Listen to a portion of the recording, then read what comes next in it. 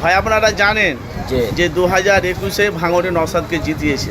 2021 থেকে 2025 পর্যন্ত নওশাদ আইএসএফের দলটা বাংলায় কোন কোন জায়গায় পৌঁছে গেছে আর কী কী কাজ করছে একটু বলো মিডিয়ার মুখোমুখি। কাজ বলছে নওশাদ ভাইজান যে কাজ করছে জনগণের জন্য, দলে রাজি ভাইজি পিছিয়ে পড়া ভাইদের জন্য ও জনগণের জন্য। অন্য অন্য এমএলএর থেকে অন্য অন্য রাজনীতির থেকে নওশাদ সিদ্দিকী ভাইজান যে কাজ করছে এরম কাজ আর এরম জনগণের পাশে থাকা, বিপদ আমাদের সঙ্গে থাকা, এরা এমএলএ পাওয়া খুব কঠিন দায়, পাওয়া যাবে না। ভারতবর্ষে, পশ্চিমবাংলা ভারতবর্ষে এরম এমএলএ একটু আমাকে দেখাতে পারবে না যে নওশাদ সিদ্দিকী সাহেবের মতন, যে অন্য অন্য ছোটো ভাইজানের মতন অন্য অন্য কোনো জায়গায় এমএলএ একটা বিপদ আবাদে তাদের সঙ্গে থাকা, বিপদ আবার পাশে থাকা, এরম জনগণের কাজটা বুথে বুথে অঞ্চলে অঞ্চলে যেন কাজটা দেখাতে পারে। সামনে বিধানসভা ভোট, 294টা সিট আছে, যে পাওয়ার সম্ভাবনা আছে নওশাদের। যে কী করে বললে তুমি পাবে? ভাইজানের এখন 26 ইলেকশনে সামনে লোকসভা ভোট আছে।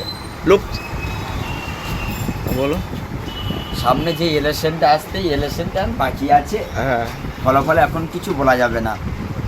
যা হবে বিধানসভা ভোট, হ্যাঁ যা হবে হ্যাঁ ইলেকশনের 2 দিন পর। আর বামফ্রন্ট কংগ্রেস সিপিএম এর সাথে জোট করেছে নওশাদ।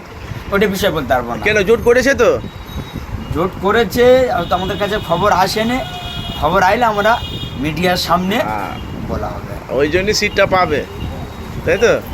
তাহলে আবার তাইলে ভাঙড়ে নওশাদ জিতবে যে 100 সকাতে টার্গেট তো ওখানে।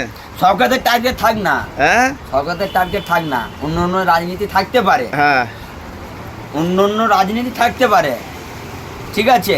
একটা দল নিয়ে খালি হয়ে হয়ে করলে হবে না, আরও দল বিদল থাকতে পারে, নির্দল। তারপর তো রাজনীতি করার মজা, ইন্টারেস্ট লাগবে। খালি তৃণমূল কংগ্রেস নিয়ে পড়ে থাকলে হবে? আইএসএফ থাকলো, তৃণমূল থাকলো, কংগ্রেস থাকলো, বাম থাকলো, আইএম থাকলো। আইএসএফ তো 5 বছরকার দল, আর শওকত মোল্লা কত বছরকার দল জানো? না কি আছে, হ্যাঁ কিন্তু ভাঙড়ের বাসীরা, ভাঙড় গ্রামবাসীরা তো একটাই চিনেছে, নওশাদ। নওশাদ সিদ্দিকী ছাড়া কিছু চেনে না। ওদের কলেজা যদি কেটে যদি পিস পিস পিস পিস করে দেওয়া হয়, নওশাদ ভাইকে ভুলবে না ভাঙড়ের মানুষ।